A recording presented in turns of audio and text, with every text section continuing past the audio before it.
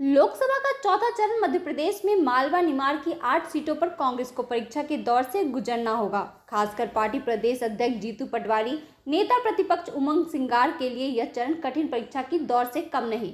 दरअसल 29 लोकसभा सीटों में 21 सीटों पर वोटिंग पूरी हो चुकी है। अब चौथे चरण में 13 मई को मालवा निमाड़ की 8 सीटों पर वोटिंग होगी। इन सीटों में इंदौर, उज्जैन, देवास, रतलाम, धार, खरगोन, खंडवा, मंदसौर शामिल है। यह सभी सीटें 2019 में बीजेपी ने जीती थी।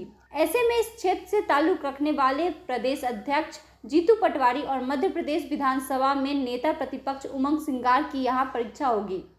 चौथे चरण की इन 8 सीटों पर जीतू पटवारी और उमंग सिंगार के साथ ही पूर्व सीएम दिग्विजय सिंह ने भी चुनाव प्रचार में मोर्चा संभाल रखा था। यह कांग्रेस के दिग्गज नेता लगातार बड़ी चुनावी सभा करते नजर आए। जीतू पटवारी ने मालवा और निमाड़ अंचल में लगातार चुनाव प्रचार कर माहौल बदलने का प्रयास किया।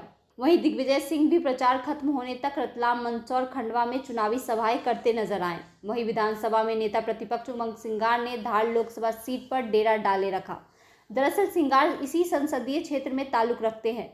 धार लोकसभा सीट उनकी प्रतिष्ठा से जुड़ी हुई है। उधर निमाड़ की खरगोन लोकसभा सीट पर पूर्व केंद्रीय मंत्री अरुण यादव मोर्चा संभाले हुए थे, तो झाबुआ रतलाम लोकसभा सीट पर कांग्रेस के कद्दावर नेता पूर्व मंत्री कांतिलाल भूरिया खुद चुनावी मैदान में हैं। कहा जा रहा है कि भूरिया का यह अंतिम चुनाव है। उनके बेटे विक्रांत भूरिया झाबुआ विधानसभा सीट से विधायक हैं। ऐसे में दोनों पिता पुत्र की जोड़ी ने झाबुआ रतलाम लोकसभा सीट पर मैदान संभाल रखा है। निमाड़ मालवांचल में आदिवासी वोटर्स निर्णायक स्थिति में हैं। मध्य प्रदेश की सियासत में भी यह अंचल हमेशा निर्णायक साबित हुआ है।